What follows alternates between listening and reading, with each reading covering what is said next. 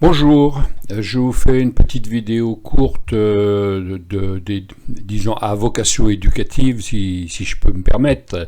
C'est-à-dire que je vais vous montrer pourquoi je suis entré sur ce titre.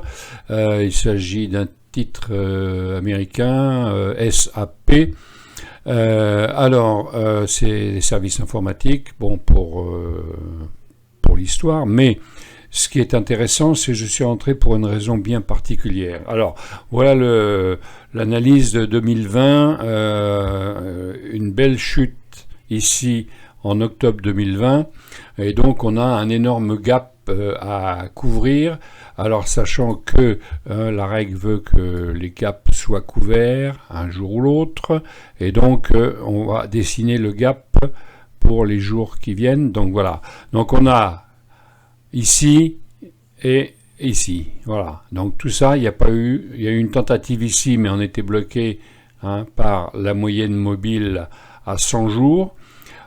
On a été bloqué par la moyenne mobile à 100 jours. On est reparti à la baisse, bloqué par la moyenne mobile à 100 jours. Et ici, on est toujours sur la moyenne mobile à 100 jours, mais j'ai pris le trade. Alors, pourquoi est-ce que j'ai pris le trade? Alors, attention, je vous explique ce que je fais. Je vous dis pas que c'est ce qu'il faut faire. Je vous dis pas que c'est la meilleure des choses. Je vous explique une façon de faire et du signal que j'ai décidé de tenir compte. Voilà. Alors, je vais grossir ce qui s'est passé. Donc, ces jours-ci, j'avais repéré. Hop, on va descendre. Voilà. Donc, on voit déjà que depuis donc alors attendez, on est bien en jour, oui c'est ça, voilà. Donc là, c'est le 19 mars. On voit que la M100 voulait remonter. Donc premier signe, voilà. Et j'ai pu dessiner ici, vous voyez, ce trait vert correspond, on va agrandir en bas sur le MACD. Correspond à une ligne sur le MACD qui est inverse. Celle-ci descend et celle-ci monte. Ça s'appelle une divergence haussière. Voilà. Le signal donc est donné par le MACD qui lui, il fait un plus bas et un plus haut, alors que lui fait un plus bas et encore un plus bas. Bon. C'est une alerte normalement de retournement haussier. Alors, on a eu la confirmation donc vendredi 26, et donc je suis entré sur le trade vendredi, en espérant donc que la semaine prochaine, il va confirmer donc vers le haut. Et alors, en plus, on voit que les bandes de Bollinger sont bien serrées. On peut redessiner d'ailleurs ce que je fais assez souvent. Vous voyez, là c'est droit. Et puis en bas c'est droit, donc on pourrait évoluer, on a la moyenne de Bollinger ici, donc on pourrait évoluer certainement un petit peu comme ça, avant d'espérer partir, et donc pour l'instant, moi je suis entré, voilà, on va voir ce qui va se passer. Alors, où mettons le stop dans ce cas-là? Je prends un pourcentage, et en principe on met le stop sous le dernier plus bas. Or, le dernier plus bas, il est là, ici. Donc, le dernier plus bas, ça fait que 2% de perte. Donc, vous voyez, si jamais on revient... alors, je vais le mettre... il est là, le dernier plus bas. Il est à 120,56. Donc, je mets par là pour pas trop pénaliser mon graphique. Et donc, en mettant mon stop donc ici, je risque 2% de mon capital. Ce qui est, sachant que ma position fait 5% de mon capital, et je joue 5% de 5%, vous voyez, donc je suis, disons, serein quant à l'issue. J'ai bien analysé et ça va partir, et puis le marché ne veut pas, et je vais perdre 1,80. Voilà. Donc, le TDI a l'air de vouloir repasser encore donc ces lignes de signaux, voilà. Les volumes sont normaux, la ligne rouge c'est la moyenne, donc on est dans des volumes normaux.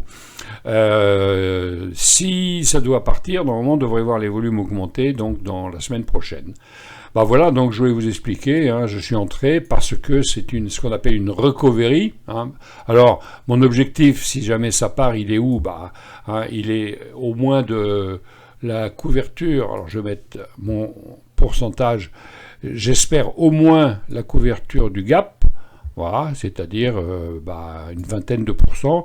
Donc je risque 1,80 pour 20. Voilà, donc un très très bon ratio de risque-reward.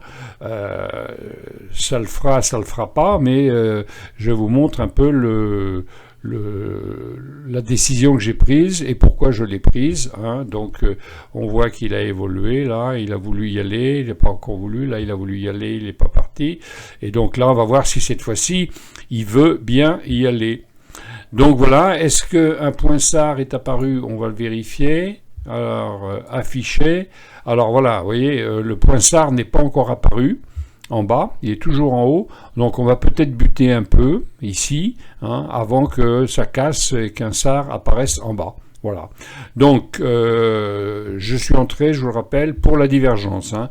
En général, ça fonctionne bien, donc je prends le risque, hein, je prends 1,80 de risque pour un gain potentiel de 20, hein, plus ou moins. Voilà. On a évidemment des passages. Hein, on a des passages obligés qui viennent de loin. Par exemple, on a celui-ci. Hop, voilà. Donc, il faudra passer ça. Hein, voilà, vous voyez. Pourquoi je trace cette droite? On a buté ici. Ici, on est passé, on est reparti dessous. Ici, on a buté ici. On a buté ici. Donc, bon, il peut aller là. Alors, ça donnerait quoi en pourcentage? Ça donnerait... voilà. On va descendre en admettant qu'ils ne viennent que là. Non, pardon. Il bouge de tous les côtés. C'est pas ce que je voulais faire. On va prendre ce... Ah, tiens. C'est pas celui-là non plus. Allez, je prends un autre pourcentage et je dis que au minimum, on devrait faire 8. Allez, et après, on verra. Donc voilà, ça c'est objectif 1. Et objectif 2. Effectivement, s'il passe les 8 là, je pense qu'on peut faire un beau retour sur les 150 là-haut. Voilà, bah je clôture, hein, je vous explique. Donc, hein, j'ai pris le trade parce qu'il y a une belle divergence haussière. Les cours baissent, mais la MACD monte. Le TDI veut croiser. On n'a pas encore le point SAR, donc peut-être par prudence j'aurais dû attendre le prochain, mais les divergences c'est quand même quelque chose d'assez significatif. Voilà. Alors je vous donne rendez-vous pour la semaine prochaine. On verra ce qu'il a fait et si j'ai eu raison ou tort. Voilà. Ou on va dire si le graphique a eu raison ou tort. Allez, je vous remercie. À bientôt.